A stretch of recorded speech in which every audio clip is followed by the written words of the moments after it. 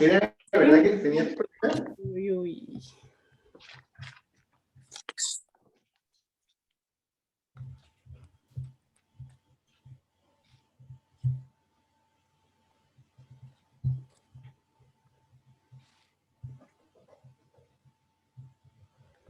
Ok.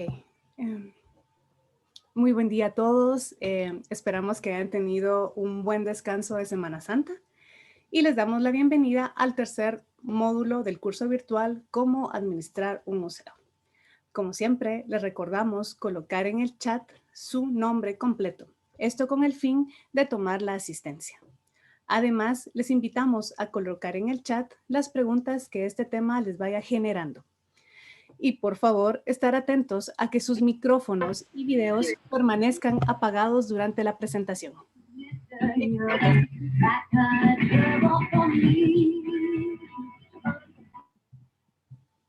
En esta ocasión, tenemos el agrado de presentarles a la maestra Libby Gracioso Sierra, quien desarrollará el tema Inventarios y Documentos.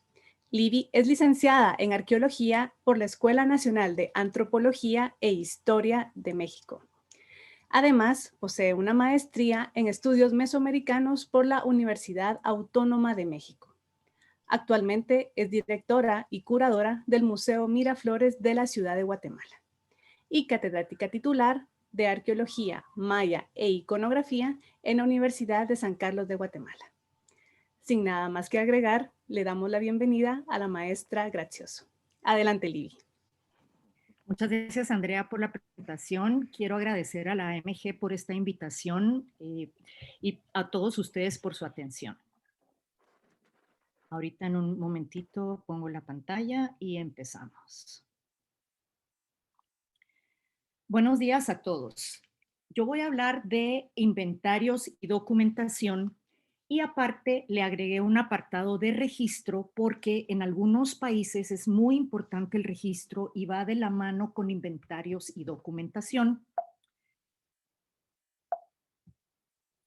Estos son los temas que aborda este capítulo, que son adquisición, préstamos a largo plazo y adición, que también hoy en día se llama accesión en algunos países de Latinoamérica, control de inventarios y catalogación, y como les mencioné anteriormente, voy a agregar registro, campos de inventario y de catálogo, sintaxis y terminología, y voy a agregar semántica, porque también es un apartado importante.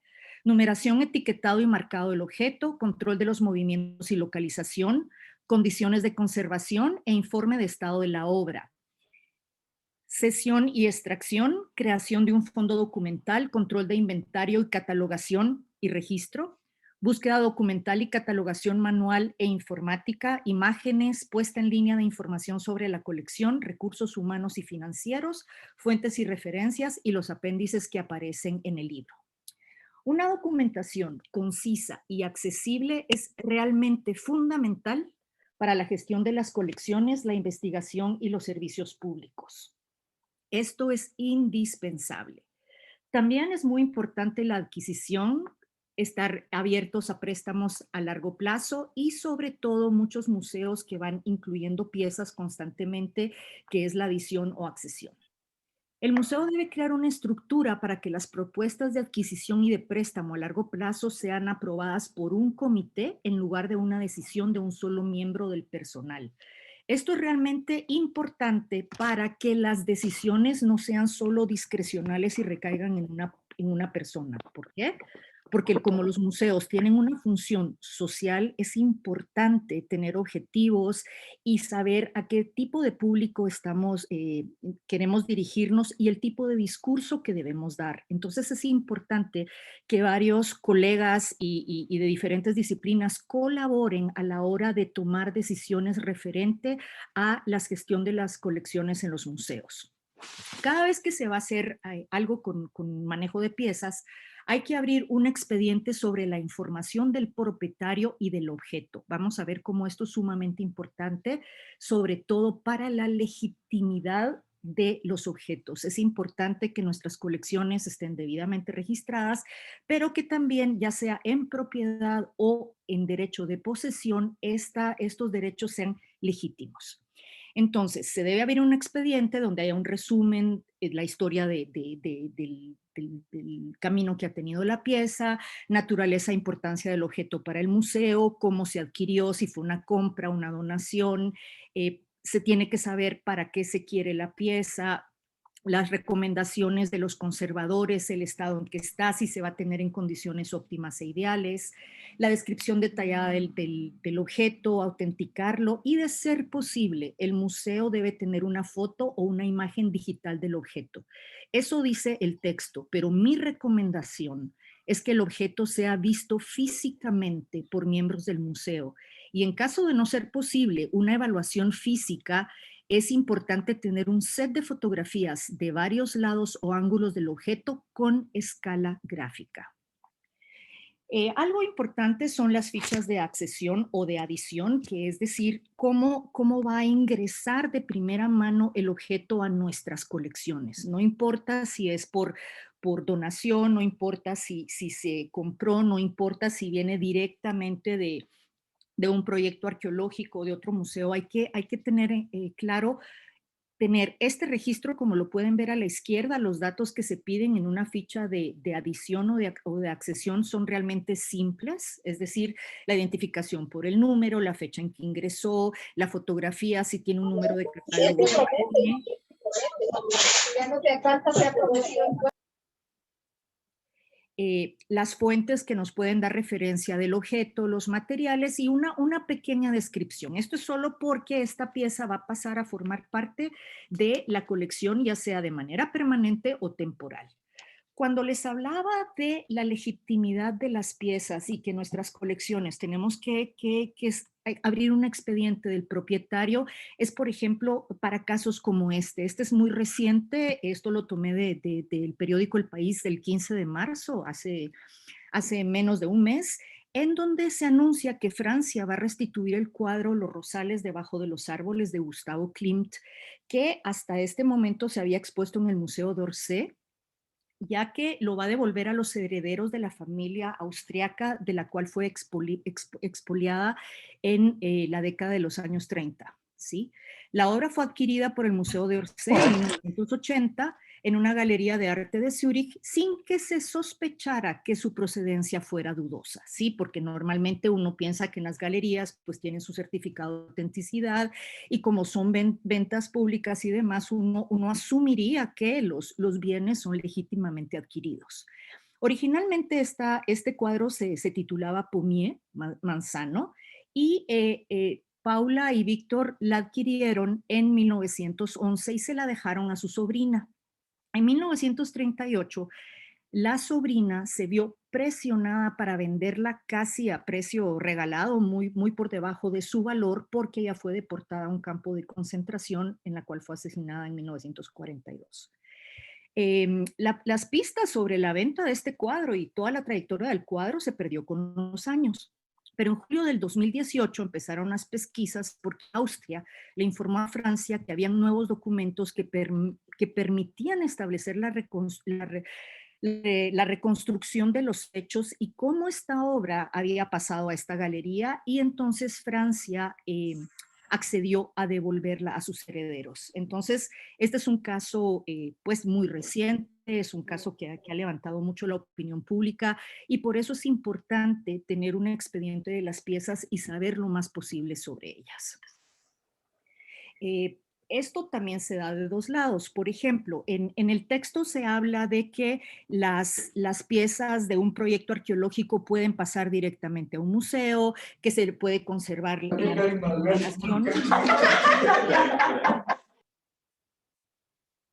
que se puede conservar la misma numeración o que se le puede dar otra, dependiendo del museo. Y quiero hacer hincapié que en la mayoría de los países de Latinoamérica contamos con una legislación de protección de patrimonio cultural, y sobre todo una que ampara especialmente los bienes precolombinos, ¿sí?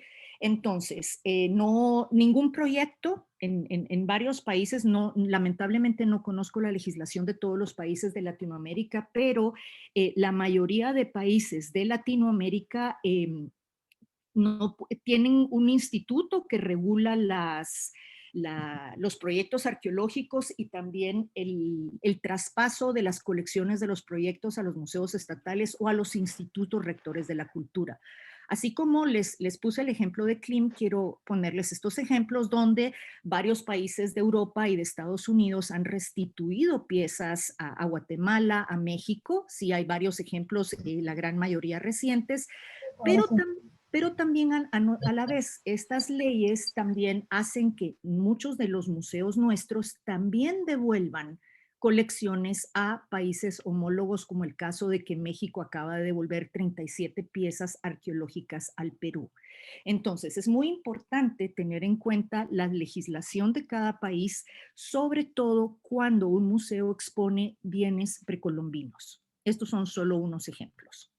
Luego, algo que menciona el texto también es que se pueden recibir paquetes de piezas, es decir, lotes o sets de varias piezas como las que tenemos acá, pero antes había la flexibilidad de que si querían lo registraban por lote, lo marcaban por lote. Cada museo es libre de manejar sus inventarios como guste, ya que no hay una ley específica que diga que tienen que ser de determinada manera. Pero lo recomendable es que cada elemento esté marcado de manera individual y genere un expediente único, porque así se hayan encontrado juntas en el contexto arqueológico o sean de la misma época o las haya donado la misma persona, cada artefacto, cada pieza de un museo tiene su propia historia. Este es un ejemplo, por ejemplo, con el número de adición o accesión. Hoy en día se trata de hacer de lo más simple. Por lo general se pone el año en que ingresa la colección, de preferentemente la fecha. Hagamos de cuenta que estas 3 piezas están entrando hoy, digamos, a Museo Miraflores.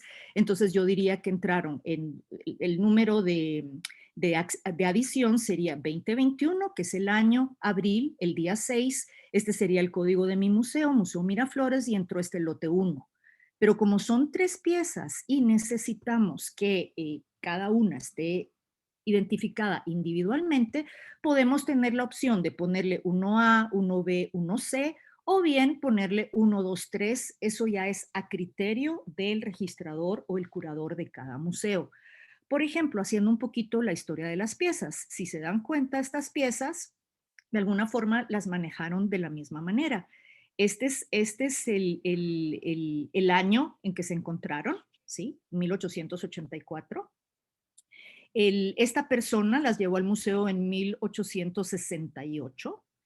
Esta realmente no es antigua, esta es una lasca hecha por esta persona, ¿sí? Y todo esto se sabe gracias al recorrido histórico que se hicieron de las piezas, a pesar de haber sido ingresadas las 3 al mismo tiempo. Aquí está el número original.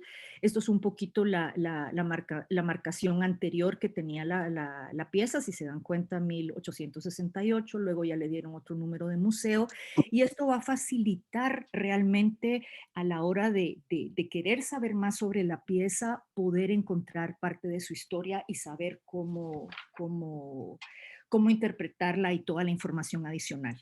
Este es un ejemplo real de Museo Miraflores, el mismo caso. Esto es antes de que hubiera, esto es desde la fecha de las excavaciones de Camino al Juyú en los años 50, 60, en la época del Dr. Schuch. Como se pueden dar cuenta, estas piezas tienen su marcaje de acuerdo con el proyecto arqueológico, ¿sí? Camino al Juyú, ¿sí? Y el del proyecto. Estas no son de la época de Schuch, sino estas son del proyecto Miraflores, del que se hizo en los años 90, cuando se liberó el predio Miraflores, donde está ahorita el Museo Miraflores, perdón. Entonces, KJM significa Camino al Juyú, Miraflores, proyecto Miraflores. Este es el número interno del proyecto arqueológico, ¿sí?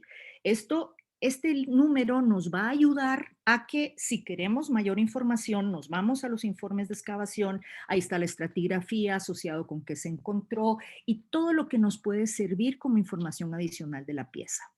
Pero a la hora de registrarla, este es el registro oficial de las piezas, de acuerdo al registro de bienes del Instituto de Antropología e Historia.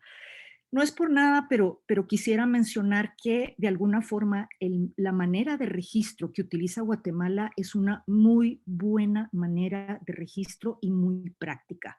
¿Por qué? Porque, por ejemplo, en este caso, las piezas esta es 1771237. ¿Qué significa esto? El primer dígito es el código geográfico, es decir, al tener el número 1, inmediatamente yo sé que es una colección del departamento de Guatemala. Luego, la segunda cifra, en este caso el 7, me remite que es una colección producto de excavación arqueológica.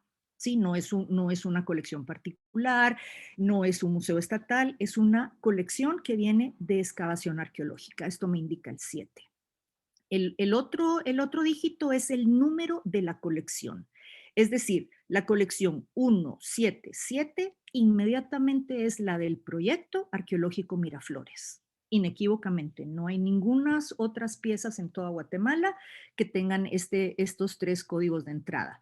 Y ya la última cifra corresponde al número en particular de la pieza. En este caso es la 237, en este es la 239, y así pueden llegar hasta el infinito, pero es importantísimo que los números no se repitan. Es una especie de código individual de cada una. Aquí hay ejemplos de fichas de inventario. Busqué varias en el internet, lamentablemente a la hora de reproducirlas casi la mayoría salen borrosas, pero estas ejemplifican muy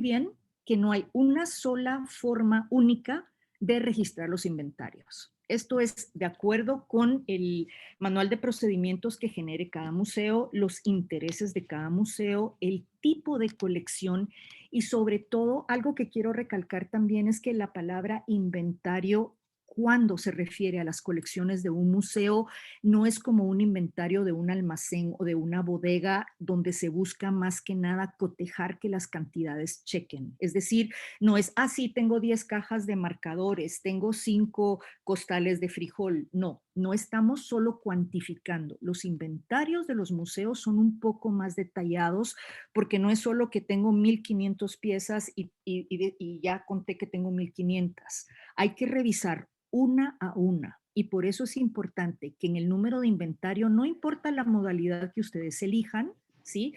Tenga el número de identificación de la pieza, puede ser un registro oficial o el número de inventario del museo a nivel interno, una pequeñísima descripción y de preferencia una foto para poderla identificar como en este caso, ¿sí? Algunos no tienen fotografía, no es indispensable, como les digo, es a criterio de cada quien, pero tienen que pensar que nuestros inventarios no son un listado de cosas solo para cuantificarlas, sino también hay que estar seguros que la pieza que estamos cuantificando sea efectivamente la que aparece en la ficha del inventario. Claro que cada se vuelven más complejos conforme las colecciones son más amplias o más variadas. Aquí tenemos el ejemplo de una de las fichas de inventario del Museo Xinca, que la pongo de ejemplo porque está bastante completa y como se dan cuenta, la información es sencilla, ¿sí? Pero tenemos las dimensiones, una pequeña identificación de la pieza y fotografías, ¿sí? Como les digo, con escala.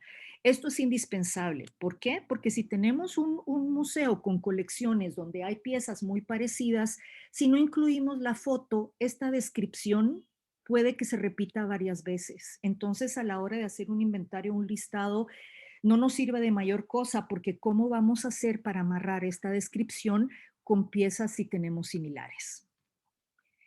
Luego, algo muy importante que no aparece en el texto, pero que es fundamental para muchos países de Latinoamérica, es el registro de las colecciones.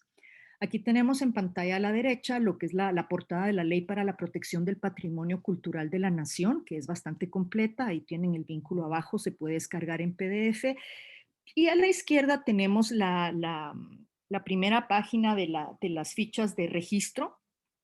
Cambian un poquito si son, por ejemplo, colecciones etnográficas, si son arqueológicas, si son republicanas, pero básicamente piden lo mismo y si se consultan la ley de protección para el patrimonio cultural de la nación, en el decreto 2697 y sus reformas, en el capítulo 4, encontrarán toda la información referente al registro de las colecciones de todo tipo en la página 10. Ahora, entramos a lo que se refiere a los préstamos a largo plazo. Idealmente, las colecciones de los museos no son colecciones muertas, abandonadas ni estáticas. Es importante renovar nuestras salas de exhibición permanente, es importante renovarlas, eh, presentar nuevos discursos, transmitir un poco lo que las piezas nos dicen, y también es muy enriquecedor no solo recibir piezas en préstamo, sino también dar nuestras piezas en préstamo a otras partes para dar a conocer las colecciones. En este caso, por ejemplo, son algunas de los préstamos a largo plazo que tuvimos del Museo Nacional de Arqueología y Etnología de Guatemala. Una es una forma de cómo se hacen las fichas para préstamos con todas las fotografías. Es importante, por ejemplo, si se dan cuenta, estas lastimaduras, siempre que se hace un préstamo a largo o a corto plazo, es importante constatar el estado de la pieza, ¿sí? Aunque uno las maneje con sumo cuidado y con las debidas medidas. Algunas piezas son frágiles, en este caso no tanto porque es una escultura en piedra, pero es muy importante que antes de recibir la colección y antes de que nos la den, se haga un peritaje de ambas instituciones para ver las lastimaduras que pueda tener. Pueden ser lastimaduras muy antiguas, debidamente identificadas y demás, pero es importante saber exactamente cómo nos dan la pieza, cómo la recibimos, para devolverla en el mismo estado de conservación. ¿Sí? El estado de conservación de la pieza es una constante que tenemos que tener presente siempre que manejamos colecciones de todo tipo. No podemos no podemos solo cuantificar y describir piezas, sino tenemos que tener el estado de conservación presente y también el estado en que mantenemos las piezas, si necesitan cierta humedad, si necesitan cierta temperatura, si pueden o no estar en contacto con otros elementos orgánicos. Todo eso es muy, muy importante. Y por ejemplo, también cuando se hacen préstamos es bien importante tener claro para qué se va a prestar, si realmente es indispensable hacerlo, cómo se va a manejar, y se tiene que hacer también un expediente donde se pone el título de la exposición en la que va a participar, a dónde va. Normalmente se pide un facility report, o es un informe que da cuenta de la institución donde la va a albergar, las condiciones de seguridad que tiene, si tiene seguros, las facilidades de transporte, de acceso, todas esas cosas. Las instituciones tienen que compartir estos documentos que genera cada uno de sus museos. Se tiene que establecer exactamente el término del préstamo, el motivo del préstamo y en qué condiciones va el contrato. Estos son ejemplos de cuando unas piezas del Museo Miraflores se fueron a una exposición en México, que son el Monumento 42 y la Estela 19, y podemos ver cómo se manejan con cuidado, personas especialistas para pues que las piezas sufran el menos daño posible. Porque sinceramente los bienes arqueológicos idealmente entre menos se manipulan mejor, pero definitivamente es importante también que haya exposiciones internacionales y demás, solo debemos tener el cuidado que se manejen adecuadamente. Aquí, por ejemplo, son también fichas de otros museos, de varios museos internacionales, donde se puede ver que siempre que una colección viaja, se tiene que hacer una evaluación detallada de sus condiciones, ¿sí? No solo de la condición que está la pieza, sino también las posibles condiciones especiales que requiera la pieza durante su transporte, durante su traslado y durante el montaje o el lugar donde vaya a estar mientras dura la exposición. Referente a las fichas de inventario y catalogación, como les dije, las fichas son muy variadas. Esta sería la información básica, básica, básica, es decir, lo mínimo que debe incluir la información sería alguna algún nombre que se le pueda dar a la pieza o algo que la identifique, la procedencia, la temporalidad, el material, las dimensiones y si se cuenta con el registro oficial se le pone y si no con el inventario del museo basta. Pero esto es, digamos, la información mínima para una ficha de inventario. Ahora, también se pueden tener un poco más de información, que eso es más que nada como lo manejamos nosotros en Museo Miraflores. La información mínima que les presenté anteriormente, pero también una breve descripción de la pieza, ¿sí? Porque, como les dije anteriormente, aunque tengamos la foto, esta descripción puede corresponder a muchas otras piezas, ¿sí? Entonces es importante ponerle algo adicional. Como les digo, los inventarios no son los inventarios no son algo únicamente cuantitativo, sino también tienen que ser una forma de identificación y aunque sus piezas no viajen o no las trasladen mucho, es realmente bien importante hacer revisión de inventarios con cierta periodificación. ¿Sí? Es importante saber que nuestras piezas están donde pensamos que están, porque normalmente uno tiene muy presentes las que están exhibidas y las que están en bodega, salvo que llegue alguien que quiera estudiarla o que nos sirva para alguna temporal. Las colecciones pueden pasar inertes mucho tiempo y a veces uno mismo las limpia, las restaura, les hace cualquier cosa, no las pone en el mismo lugar o algo pasa y después con el tiempo uno ya no se acuerda y puede generar angustia el pensar que algo se perdió o que no está en su lugar. Entonces es como así como en algunos negocios hacen auditorías, digamos que en los museos es importante pasar una revisión de nuestros inventarios para estar seguros que todo está donde debe estar y en las condiciones que queremos que estén. Ahora, esta es una ficha de objeto que ya es un poquito más completa, es decir, es la misma descripción mínima, un poquito de descripción adicional, pero ya estamos dando más información acerca de la pieza. Es importante que tengamos toda la mayor cantidad de información relacionada a nuestras piezas porque en estos archivos o en estas fichas de objeto son las que van a servir en el archivo del museo para generar contenidos, para presentarlas en internet, para hacer actividades educativas, talleres o algo. Y hay que pensar que el curador o el registrador no puede estar en todo y tenemos que generar un banco de datos lo suficientemente completos para que cualquier persona que tenga acceso a la colección para generar un taller, para hacer una demostración, para crear un anuncio, lo que sea, pueda tener la información para generar los contenidos necesarios. En este caso, si se dan cuenta, aquí pongo continuación, porque aparte de todo esto, le damos al estado de conservación, ¿sí?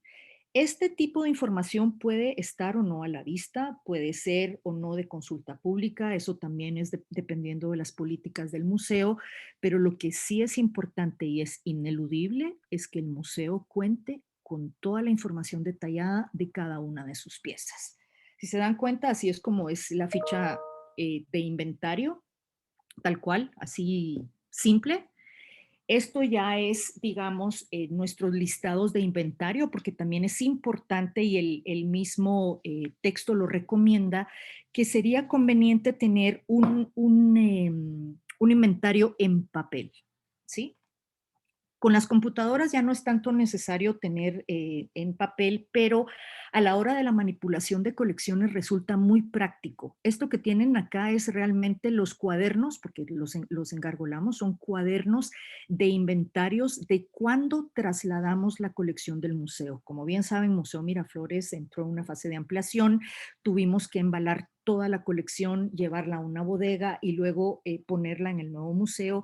Y este sistema nos resultó muy práctico. Uno, porque las hojas no se pierden. Dos, están en orden correlativo. Aquí tenemos el número de registro, una breve descripción, su fotografía y aquí exactamente en donde estaba, como pueden ver, estante 6C, estante 4D, sala principal, es donde se encontraba cada una de las piezas. Esto es lo que el inventario de cuando lo levantamos, lo recogimos.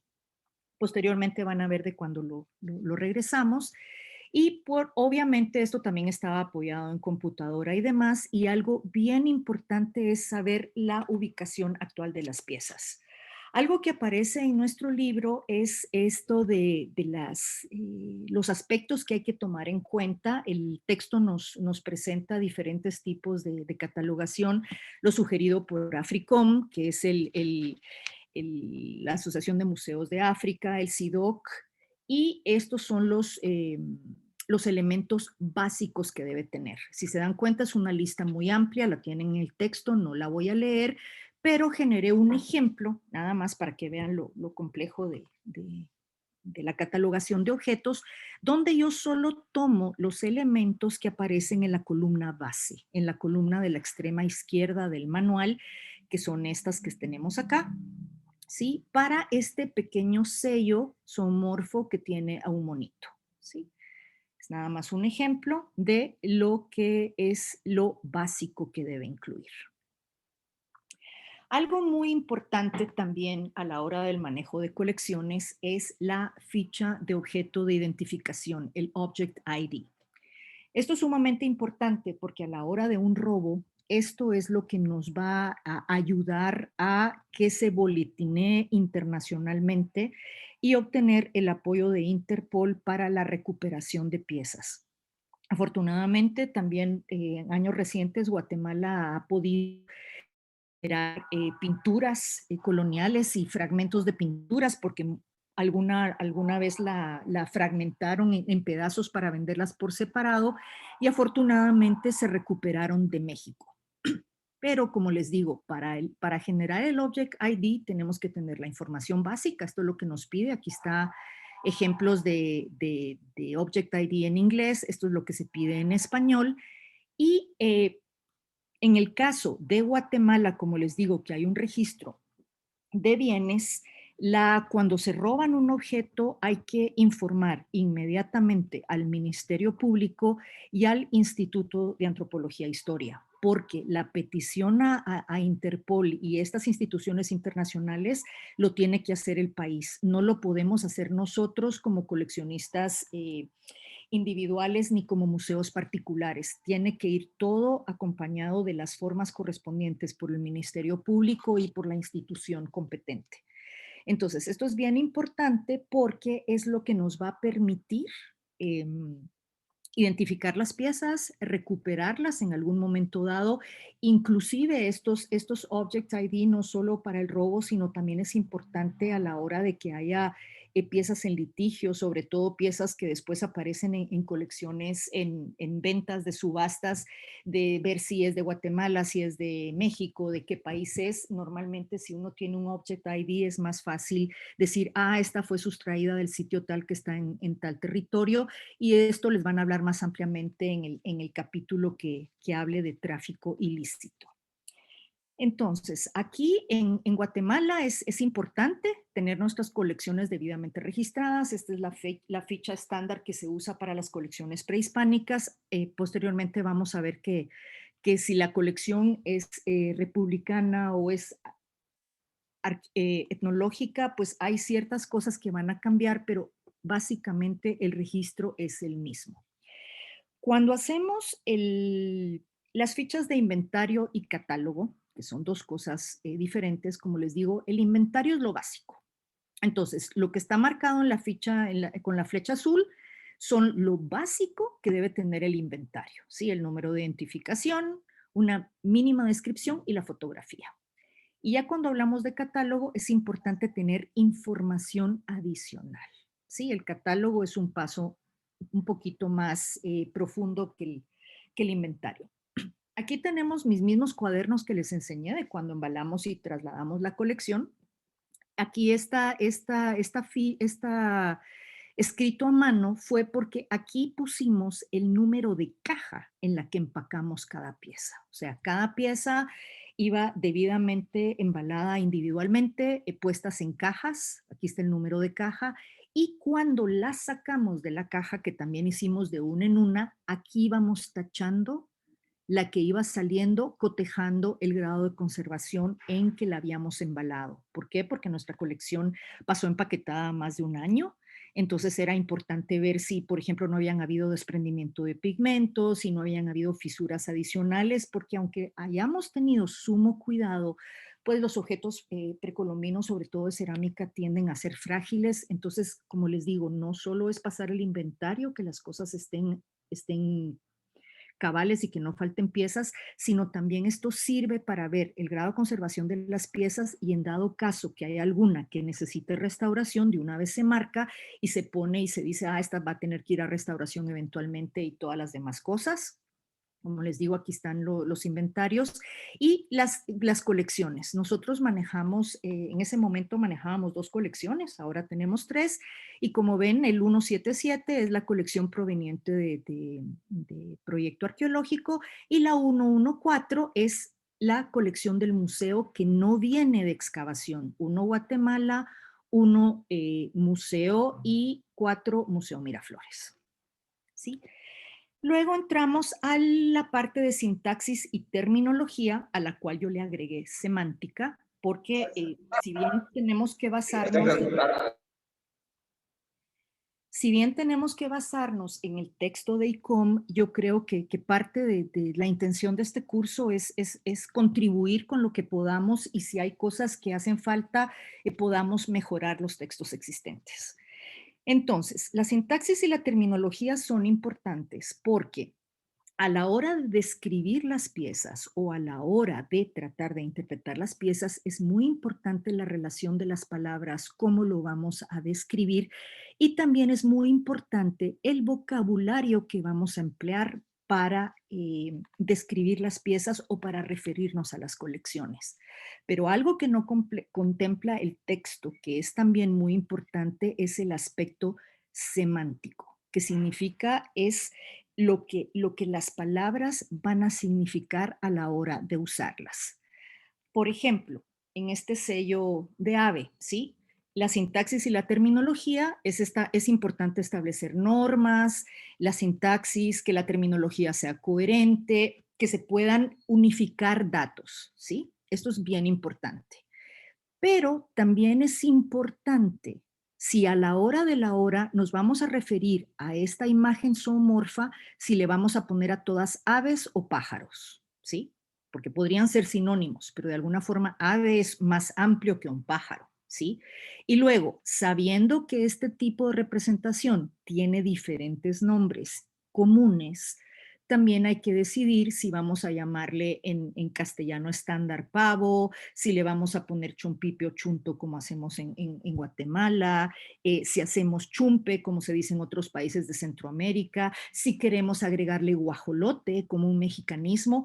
Todo esto es parte de las políticas del museo que tenemos que decidir si a la hora, vamos a tener todas estas entradas para que sea un buscador más amigable para todo tipo de público o si nos vamos a remitir solo al castellano estándar.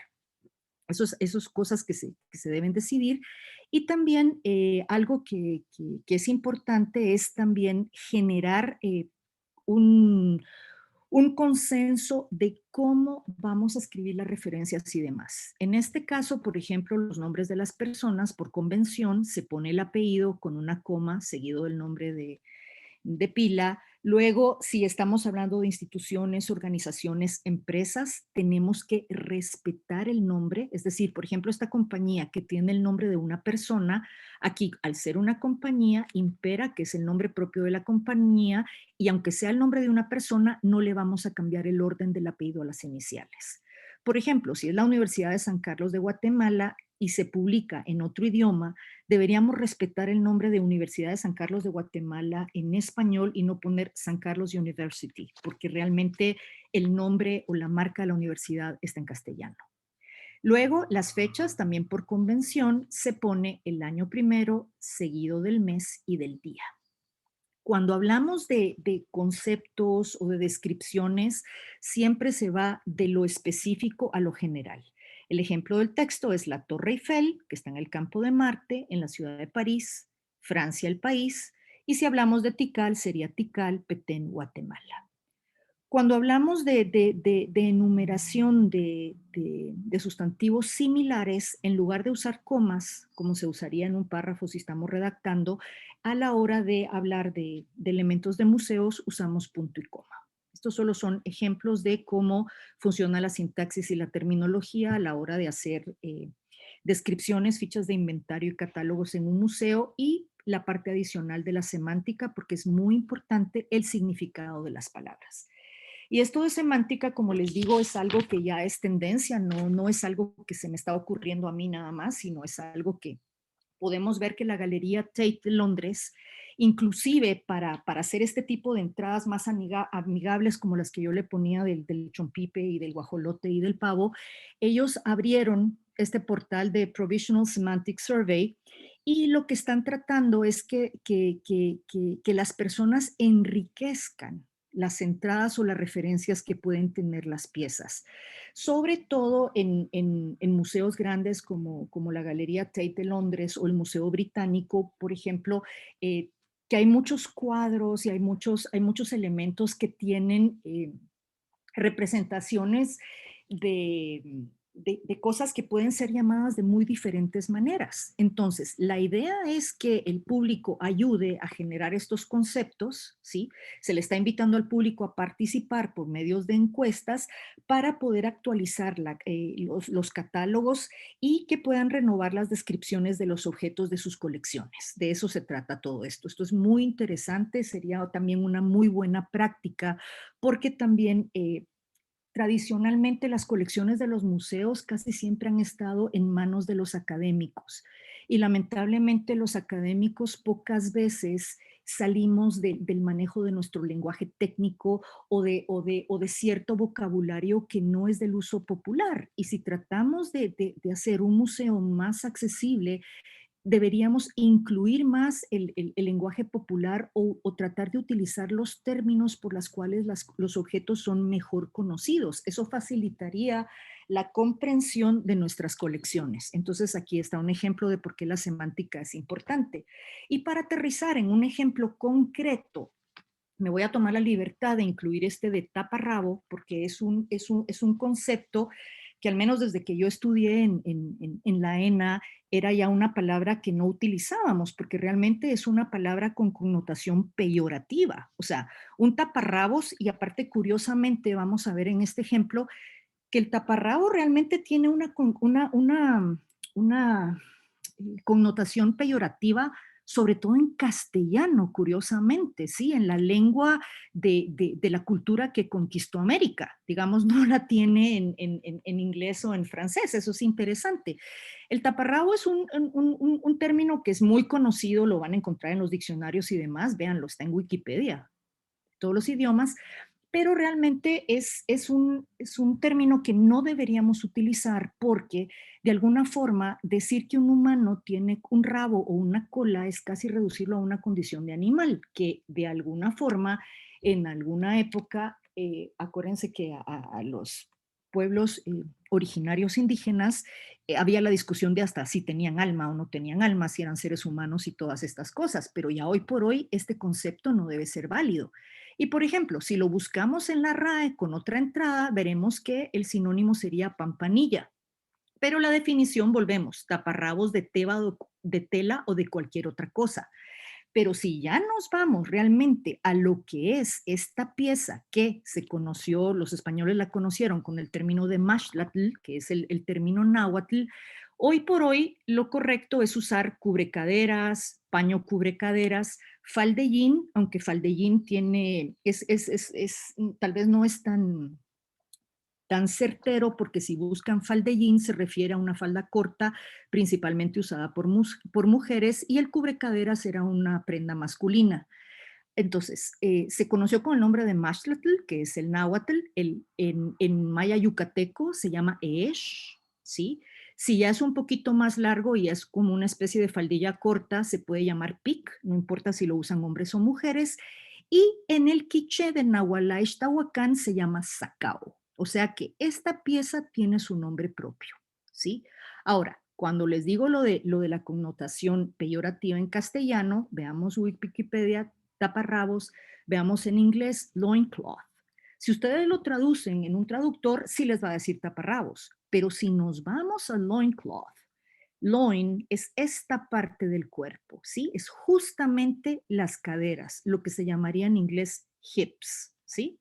Aquí está lo que cubre, la describe, y si nos vamos a francés, se llama pagne, ¿sí? Que es prácticamente como un paño, y si leen se darán cuenta que aquí habla también de caderas, ¿sí?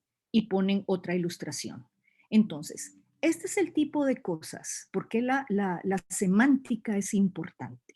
Y en el caso de un país como Guatemala o los países hispanoparlantes, es conveniente tratar de erradicar esta palabra, porque si bien es de uso común y demás, si ya nos vamos a la etimología, estamos diciendo que nos estamos tapando la cola o el rabo, y realmente lo que se está tratando de cubrir es esta parte del cuerpo que son las caderas. Inclusive, si ustedes van a comprar ropa por internet y les piden la talla de las caderas, ustedes se miden de este huesito a este huesito, que es el que les da el ancho de la cadera.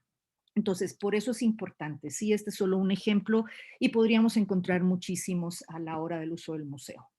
Bueno, en cuanto a numeración, etiquetado y marcado del objeto. Esto es importante porque, como les digo, las piezas pueden traer un número de inventario o de identificación que tuvieron en el proyecto arqueológico si vienen de un proyecto, pueden tener un número de inventario si es que pertenecieron a una colección previa o a otro museo, o si vienen en donación de otro museo internacional que queremos en colecciones internacionales incorporarlas.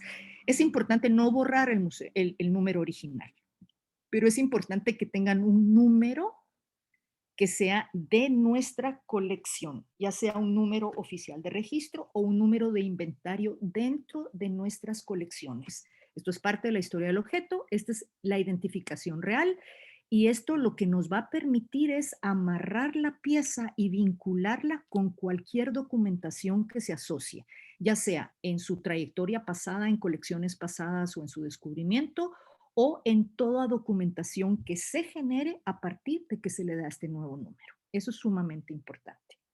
En el caso de lotes o de piezas que se compongan de más de una pieza, es importante tener claro, ¿sí?, que son una unidad, y es importante marcarlas, ya sea agregando letras del abecedario o algún otro sistema que ustedes gusten, un número más pequeño o algo así, porque con fines de exposición, con fines de mandar a restaurar o demás, es posible que la tapadera pare en un lado y el cuerpo de la vasija en otro. Idealmente se deben mantener en unidad porque son parte de un todo. Pero, como les digo, con fines de restauración, por ejemplo, en este caso, esta se mandó a restaurar, esta estuvo en un lugar ajeno al museo durante un tiempo, y es importante mantener absoluto control del movimiento de las piezas. Por eso se recomienda que se tenga el número de inventario y una anotación adicional cuando las piezas se componen de más de un elemento. Como les mencioné anteriormente, antes se permitía registrar piezas por lotes, es decir, si las piezas eran similares o tenían características iguales o eran de la misma industria, se podían agrupar y hacer su registro más fácil. Pero hoy por hoy es indispensable tener una ficha por cada objeto. Entonces, en esta nueva colección que está manejando Museo Miraflores, que es de la Fundación Santa Clara, por ejemplo, estas 6 fichas que recibimos, a la hora de hacer el registro se convirtieron en 68 fichas. ¿Por qué? Porque cada pequeño objeto tiene su ficha individual.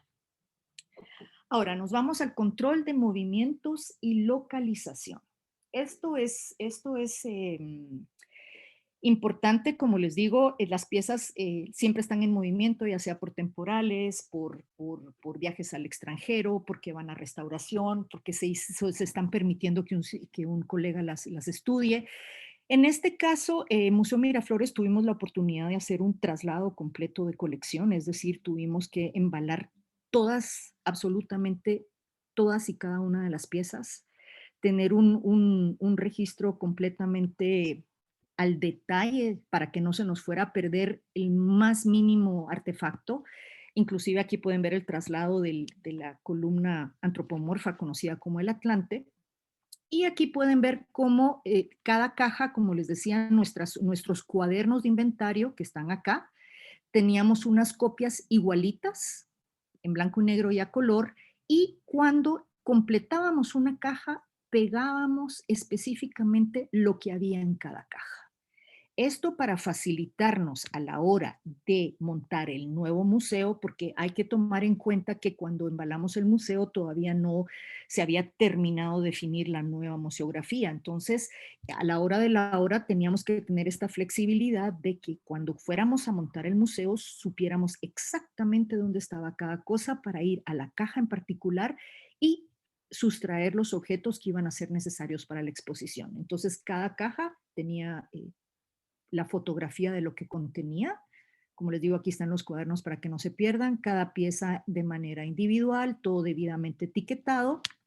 Sí, esto ya los vieron anteriormente, en qué cajas están, ¿sí? A veces las cajas no eran correlativas, por eso es importante, porque también había que jugar con espacios, ¿no? Si una pieza era muy grande y no cabía ahí, aunque le tocara en esa caja, pues se dejaba fuera y para eso era el control. Luego, otra cosa que era muy importante era, como les digo, no solo dónde estaba, sino dónde iba a estar después. ¿Sí? O sea, las piezas, uno tiene que saber exactamente el movimiento de sus piezas. A nosotros, ahora con la tecnología nos está haciendo bastante conveniente, por ejemplo, ver qué piezas tenemos en qué vitrinas y cuando hacemos cambios los anotamos y así podemos tener un control específico de qué está en qué vitrina, cuándo se cambió de lugar, en dónde está puesta en ese momento, sobre todo también como para finalidades de seguro, uno asegura las colecciones globalmente, pero a la hora no sé, de una desgracia, por ejemplo, un temblor y se cae una vitrina, es importante saber exactamente qué estaba en esa vitrina. Entonces, no importa el tipo de colección que tengan, la forma del montaje que tengan, eh, aquí hay algunos ejemplos, ¿no? De pinturas, exvotos, objetos de metal, vestimentas. No importa el tipo de colección que se tenga, es muy importante tener perfectamente bien mapeado nuestro museo, perfectamente bien identificados los lugares en que se encuentra cada objeto, ya sea en las salas de exhibición o en las bodegas, ¿sí? Estas son las bodegas Museo Miraflores. Nosotros tenemos las estanterías numeradas. Cada pieza tiene su lugar específico de acuerdo con su número de registro. Y, por ejemplo, aquí les quiero mostrar en particular que esto es algo que hacemos nosotros, que es, no importa que la pieza esté en exhibición, en restauración o algo. Todo objeto tiene su espacio, ¿sí?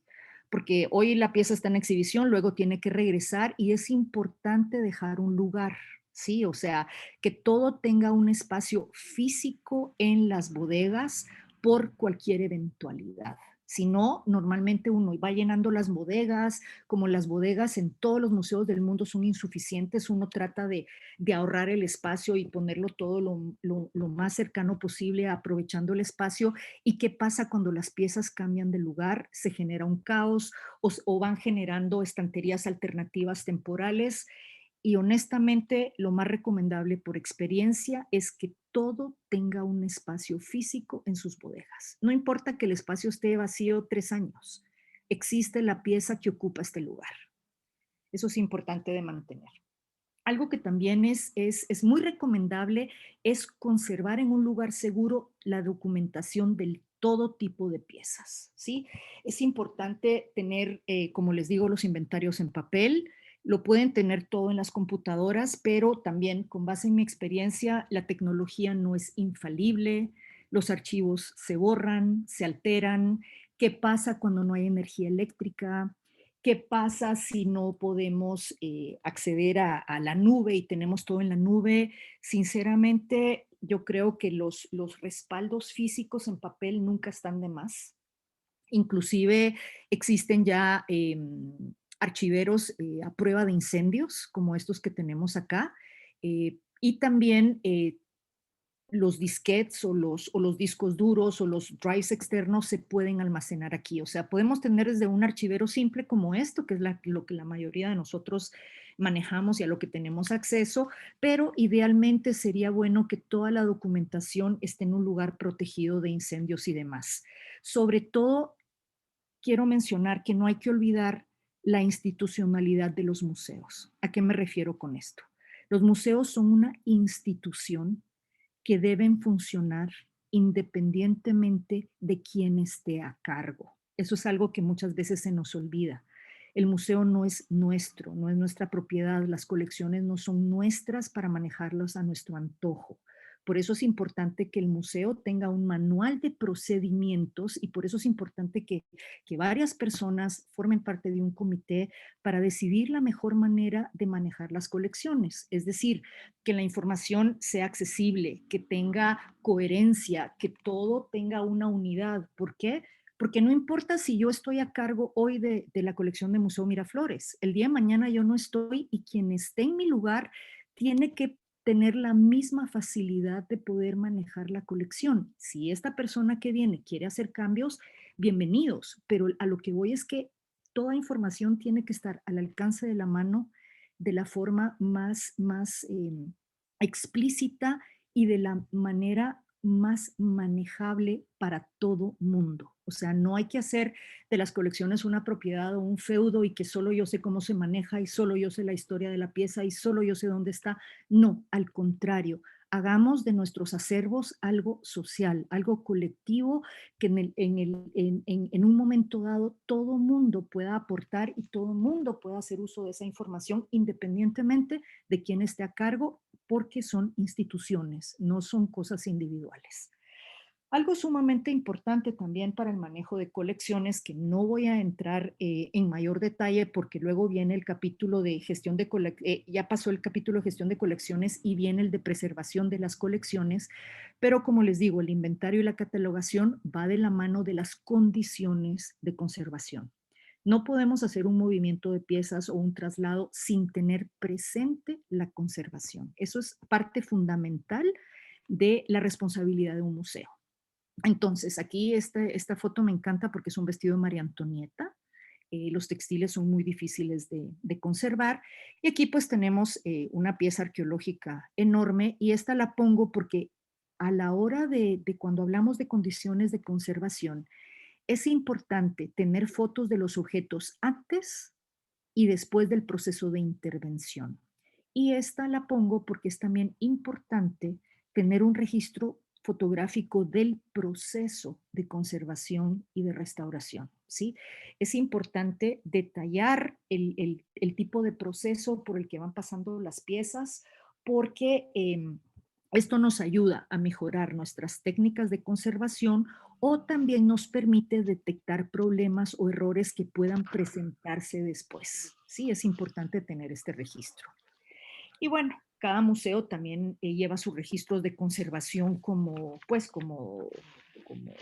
como gusta, de acuerdo con los intereses del museo. Aquí hay uno, por ejemplo, este cuadro de Durero, ¿sí? Como les digo, la ficha mínima.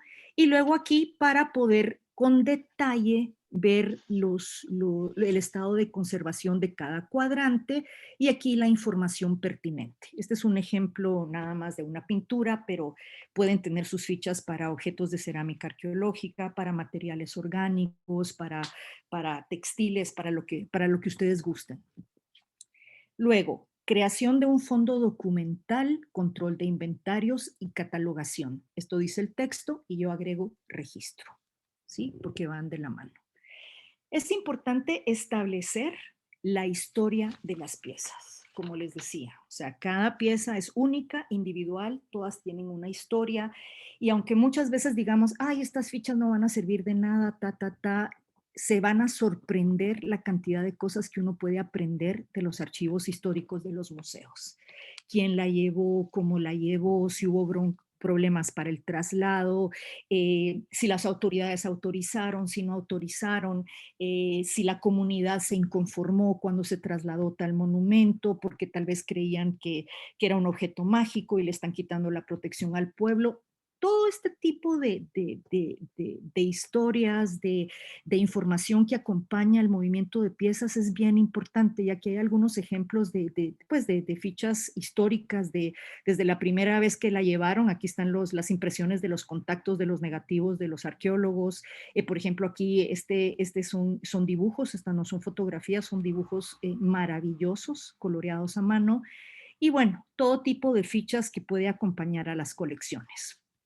Eh, Estos son unos tesoros que Daniel Aquino tuvo la gentileza de darme del archivo del Museo de Arqueología y Etnología de la Ciudad de Guatemala, que son piezas conocidísimas. Por ejemplo, todos conocemos esta pieza, pero pocos habíamos tenido oportunidad de ver cuál fue su entrada original, ¿sí? Así esta pieza de Huachactún, que es sumamente linda, con el dibujo de primera mano, que vemos que entró en 1937.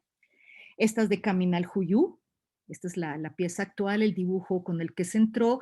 Y aquí es interesante porque, como se dan cuenta, hay una descripción ya de la pieza, se sabe que la llevó el licenciado Villacorta, entonces ya se puede establecer una historia un poquito más allá de la pieza, y esto es un mundo riquísimo a la hora de que uno quiera hacer una exposición temporal o que quiere hacer un catálogo o inclusive a veces para dar una visita a grupos especializados que están interesados en historias de las colecciones o en historia de la arqueología del país. Esto es un material riquísimo que vale la pena conservar. Este es también una escultura de Caminal Juyú.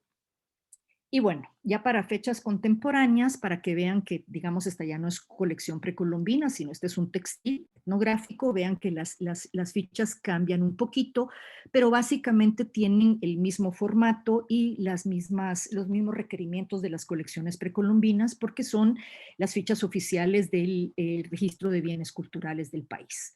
Y aquí esto corresponde a una máscara de madera, ¿sí? Que tiene más de 100 años. Y algo que también es importante para la conservación, el inventario y la catalogación son las condiciones de almacenamiento, ¿sí? Esto va a determinar mucho cómo el estado de las piezas, o sea, cómo las vamos a preservar. Esta fotografía es impresionante, es del Departamento de Antropología del Museo de Historia Natural del Smithsonian. Imagínense este mundo, esta bodega. Esta la pongo de ejemplo porque, regresando un poquito a lo del ID, cuando una pieza se pierde, por ejemplo, en nuestros museos, normalmente nosotros estamos muy atentos de nuestras colecciones y si algo pasa podemos saber si una pieza nos falta porque tenemos 5,000, 6,000 piezas. Pero cuando estamos hablando de museos enormes como el Museo Británico o el Smithsonian, que estamos hablando de millones de piezas, solo como dato curioso, les quiero decir que, por ejemplo, para que el Museo Británico pueda, presentar un reclamo de que falta una pieza, digo, aparte es un robo intencional que se sabe que alguien rompió una vitrina y extrajo piezas, pero digamos, a la hora de checar un inventario para que el Museo Británico pueda hacer un reclamo de que falta una pieza, tienen un lapso de 7 años para reportarlo. ¿Por qué? Porque más o menos les tomaría 7 años hacer la revisión de todo su inventario. Y antes de poder hacer un reclamo de que algo les falta, tienen que tener la certeza de que no, pues de que no está en ninguna bodega, ¿sí? Entonces, para eso, como les digo, tenemos estas fichas que son más completas, el estado de conservación, también se hace una nota si ha sido intervenida o no ha sido intervenida la pieza, para saber exactamente dónde pueda estar, qué pudo haber pasado. Es importante tener fotografías de varios ángulos, como les decía.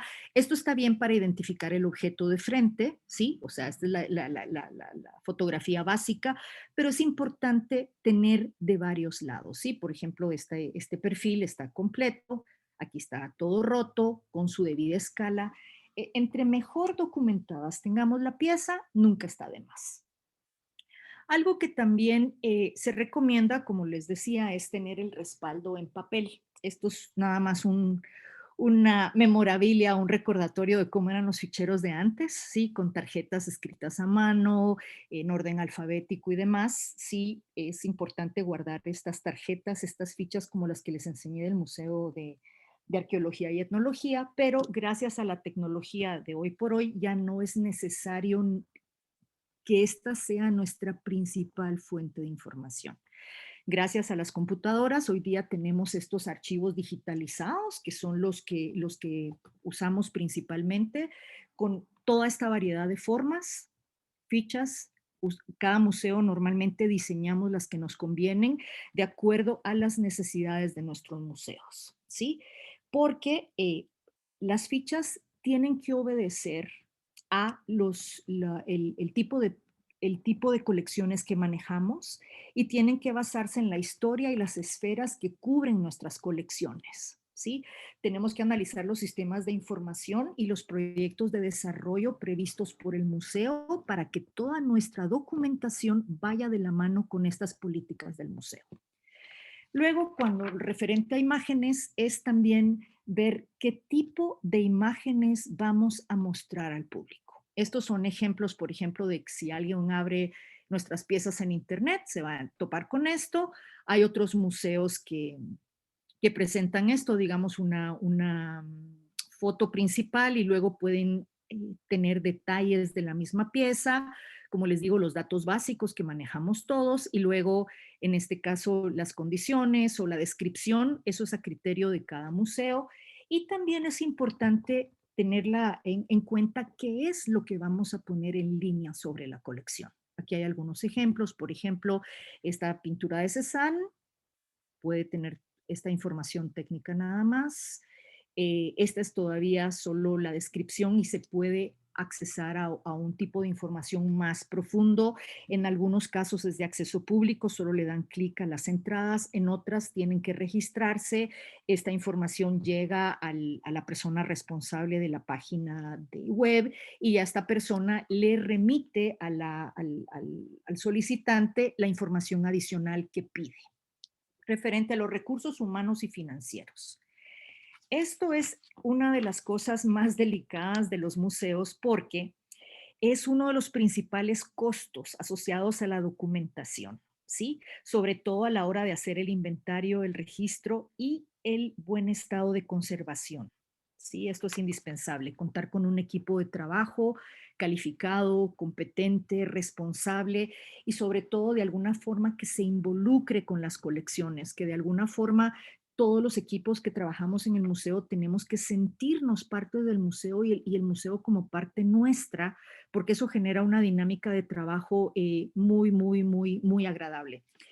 En este caso es justamente el proceso de catalogación y inventarios. Ella es Cindy Flores, ya no trabaja en registro, pero fue la persona que capacitó a los estudiantes de arqueología que estuvieron involucrados en el registro y catalogación de la colección de Museo Miraflores, porque obviamente las fichas usamos el vocabulario que el IDAE tiene autorizado para formas y acabados de superficies y demás. Aquí estamos en proceso justamente de registro y catalogación, porque cabal, cuando yo entré a Museo Miraflores, me topé con un montón de piezas que estaban ahí, ¿sí? Sin lavar, sin registrar, sin marcar, sin saber de dónde venían.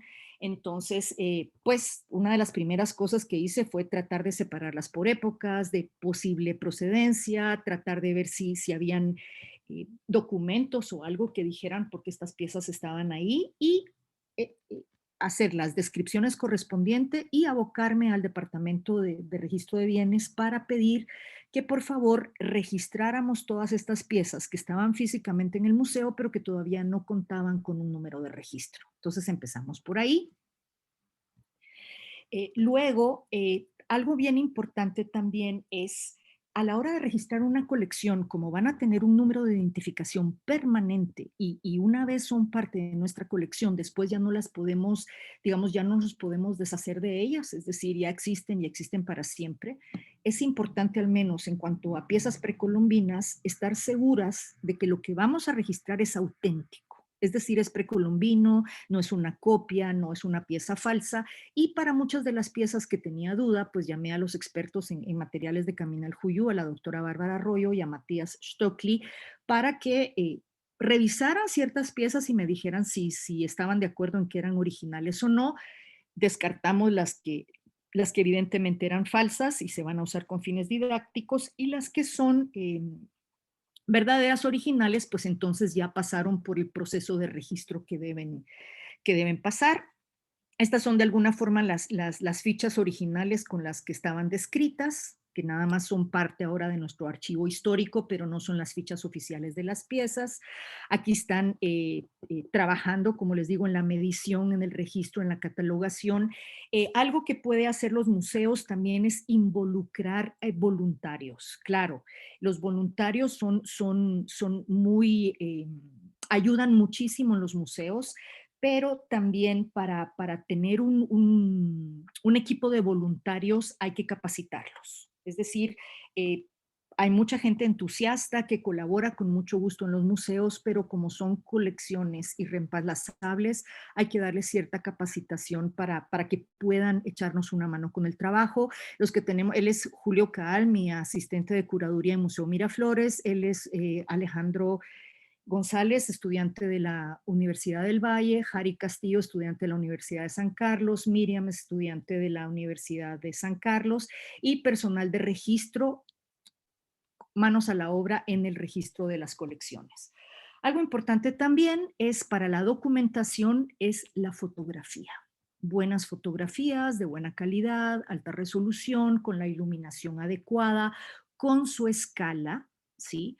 Como les dije, también el transporte, hay que manipularlas de manera segura. Estas piedras son grandes y pesadas, hubo que manejarlas con cuidado porque es importante fotografiarlas de todos lados, marcarlas, registrarlas. Y aquí pueden ver un proceso de inventariado y catalogación real. También algo que hicimos fue registrar los monumentos que hacían falta del Museo del Baúl, porque ahí van apareciendo con cierta frecuencia en los campos de cultivo. Siempre que aparece un monumento, se lleva al Museo del Baúl. Él es Iván Zamora, que también trabajaba para el IDAE, para el registro de bienes, y entonces, pues in situ, se miden las piezas, se coteja la información y se genera su ficha oficial de registro. Y ya una vez que se hizo todo esto, esto es ya una ficha final debidamente llenada, sellada por el Departamento de Registro del Patrimonio Cultural con su fotografía a escala, y esto ya acredita de alguna forma la posesión de la pieza en resguardo de el Museo Miraflores. Y bueno, como parte final de este capítulo tenemos el de fuentes y referencias, que eso aparece en la página 45 del texto, todas las herramientas que tenemos a mano pues para poder generar un buen registro de documentación para los inventarios y la catalogación que tenemos ahí. Y como todos saben, al final de cada presentación hay unas fichas que ustedes deben llenar para la completación del curso. Aquí me tomé la libertad de poner las que son del tema relacionado con lo que acabo de presentar, la ficha número 6 y la ficha número 7, que es el examen de la catalogación y de la documentación del museo, y el otro que se refiere a recursos de información en línea. Y bueno, no me resta más que darles las gracias por su atención y pedirles una disculpa por haberme excedido un poquitito más allá del tiempo.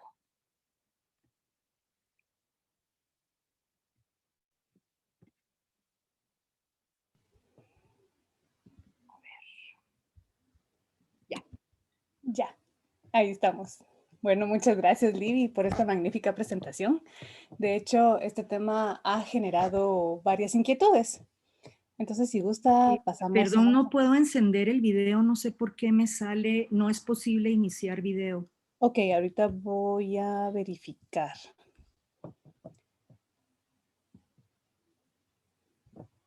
Ahí está. ¿Prueba ahora? Ahí estoy, ok. Perfecto. Buenísimo. Gracias, Libby. Mira, Andrea Quintanilla pregunta. Todas las piezas deben de llevar la doble marcación, es decir, el número de inventario propio del museo y el número de registro asignado por el Ministerio de Cultura, o se puede trabajar solo con el número de registro otorgado por el Ministerio. Se puede trabajar solo con el número de registro otorgado por el ministerio. O sea, Mi opinión personal es, entre menos marquemos las piezas, mejor. Digamos, las piezas que yo presenté que tienen doble marcaje es porque esa marca ya venía con la pieza.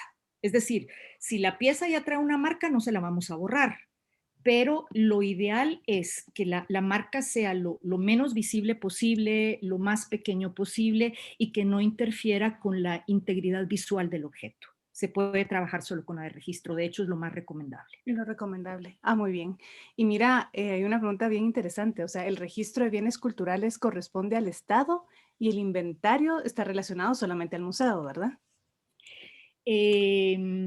Sí, el inventario realmente es para nosotros tener la certeza de que los objetos están donde deben estar y cómo deben estar. Digamos, el inventario es un control interno.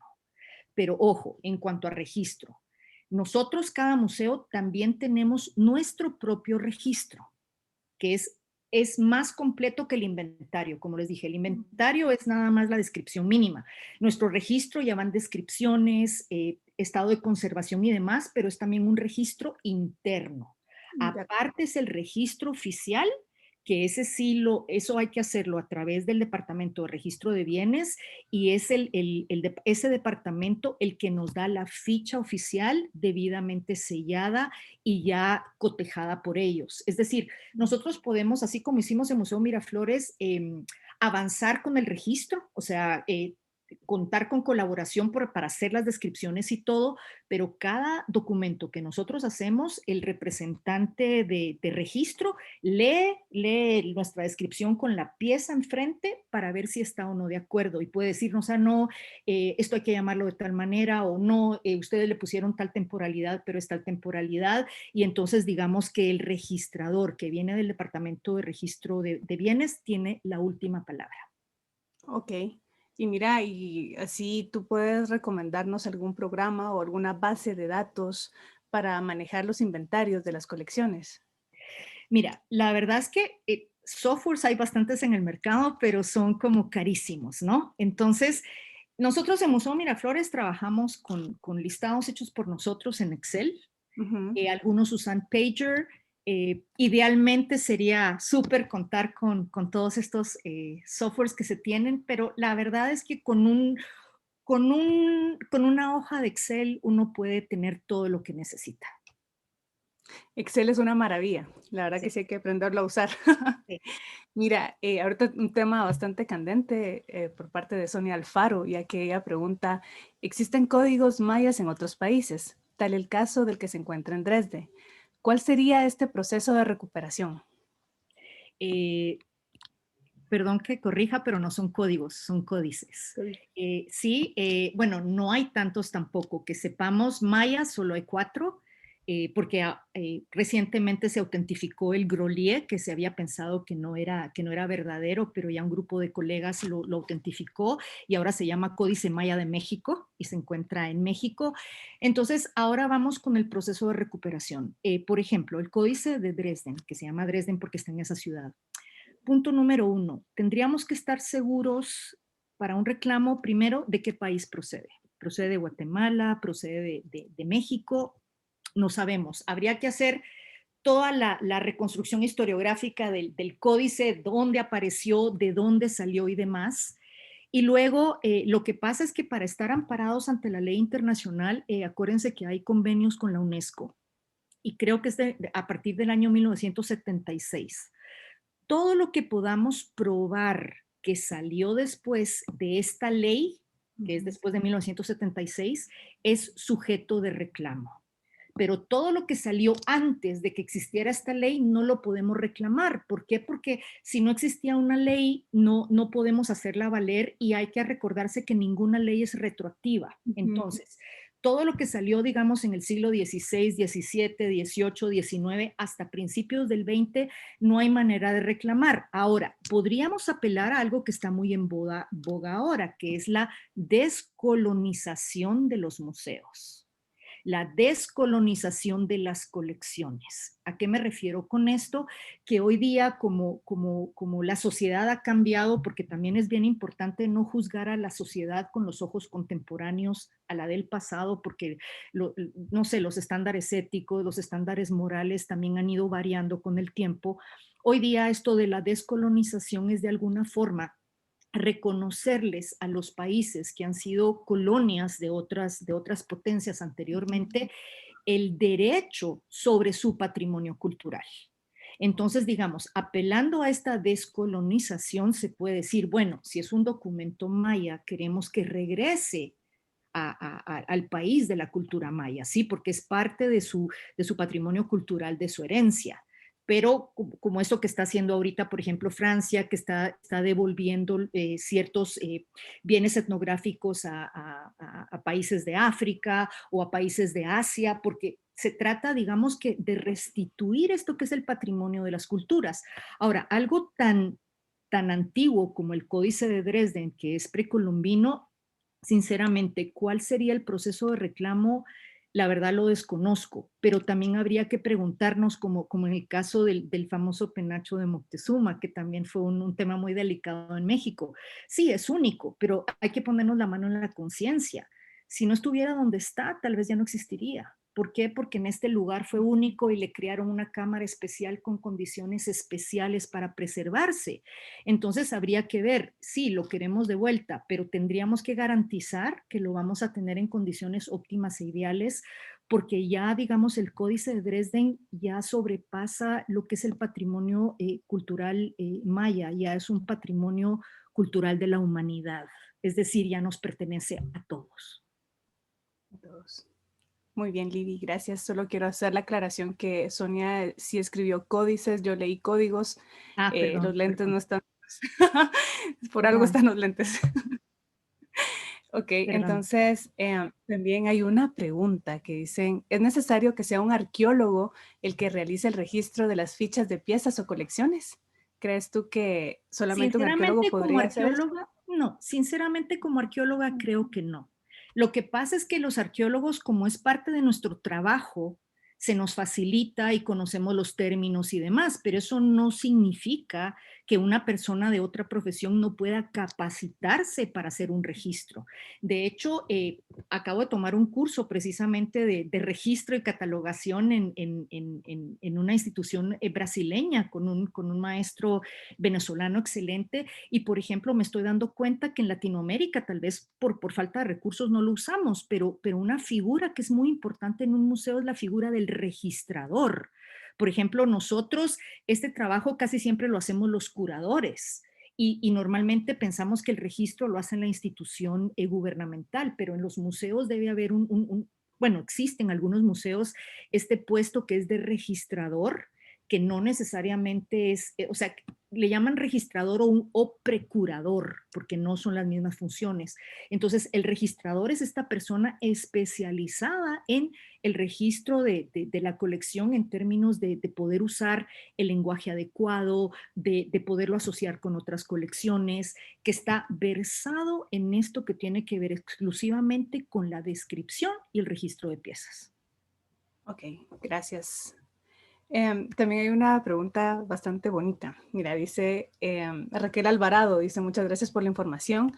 Veo que está la sugerencia de no utilizar la modalidad de lotes, pero ella tiene una particularidad, ya que trabaja con animales.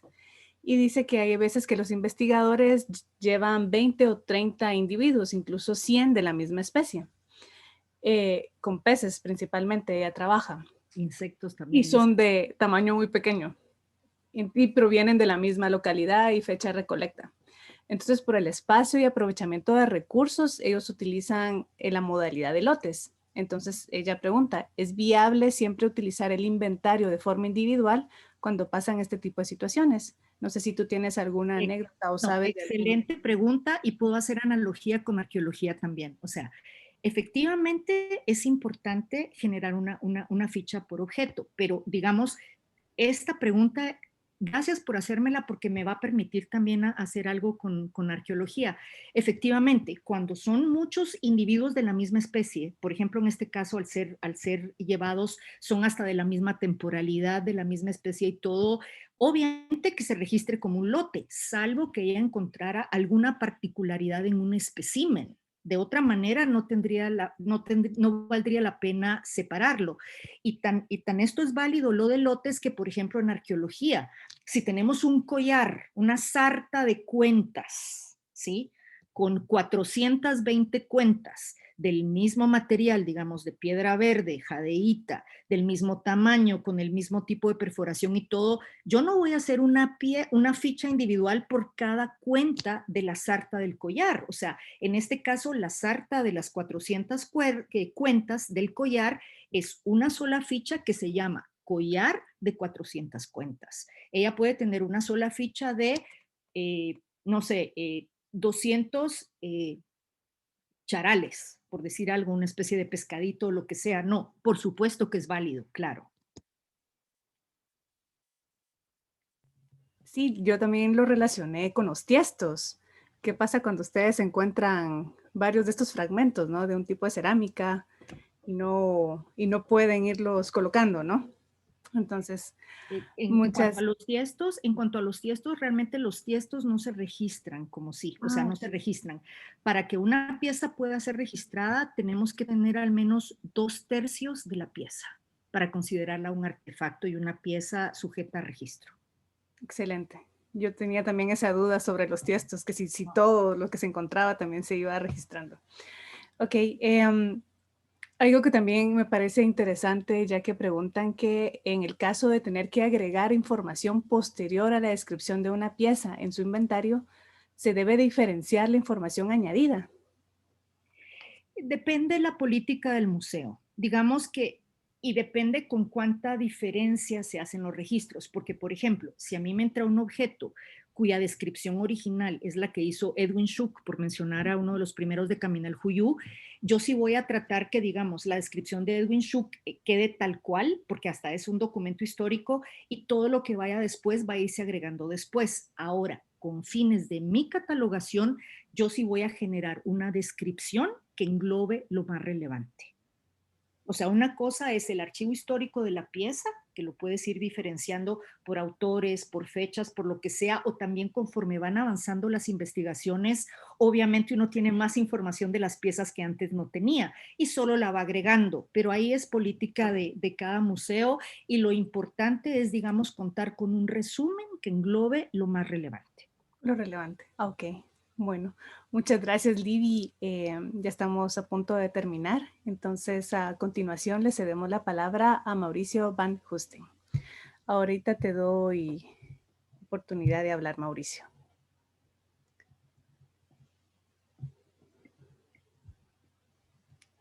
Puedes probar si ya... Muy bien.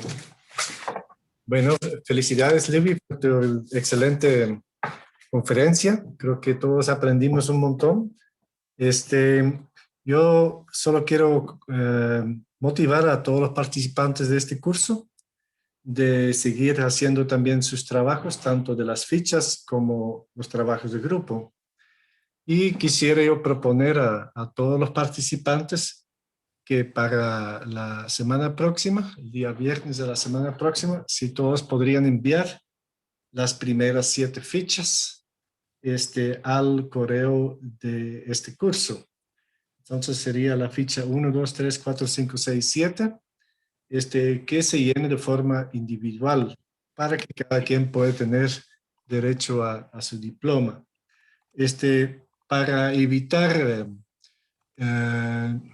que las hojas se pierdan, me encantaría si lo pueden ustedes conjuntar en un solo documento, en forma PDF, donde por cada persona solo hace un solo envío a esa dirección. Ese sería lo ideal para que tengamos ya el paquete completo de cada quien en la coordinación. También a nivel del trabajo en grupo, tenemos el primer trabajo del código de ontología, el segundo la política de colecciones Y en esta semana le vamos a enviar el tercer trabajo, que sería realizar una ficha de inventario por cada museo.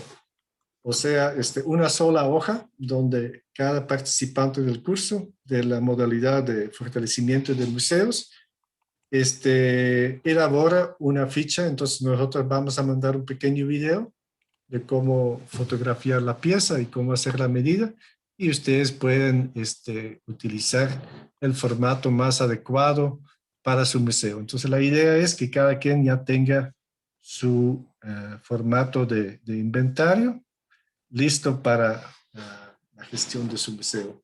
Entonces los dos trabajos se van a enviar más tardar el viernes de la otra semana, los 3 trabajos grupales de las personas que están en la modalidad de fortalecimiento de museos, y las 7 fichas individuales que corresponden al módulo 1, 2 y 3.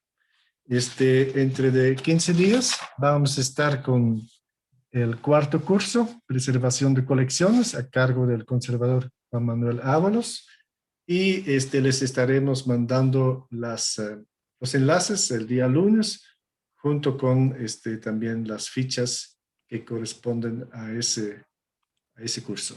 Entonces yo los motivo a todos para que pueden hacer sus trabajos, porque las conferencias son muy enriquecedoras, pero ya al llenar las fichas, creo yo que los que ya me han enviado los trabajos, he visto yo que sí ha sido un aprendizaje muy grande. Entonces ahí estamos, Andrea, muchas gracias a todos, y les motivo que envíen sus trabajos entonces. Gracias. Bueno, muchas gracias, Mauricio, por la información. Solo para recapitular, sería viernes 16, ¿verdad? El último día, Mauricio. Así es. Ok, muy bien. Viernes 16 para enviar las fichas que aún no han sido enviadas. Bueno, desde la AMG con Guatemala agradecemos a la maestra Libby por hacernos reflexionar y por compartir su vasta experiencia en el manejo de bienes culturales, y nos vemos nosotros dentro de 15 días. Gracias a todos. Feliz tarde. Feliz tarde.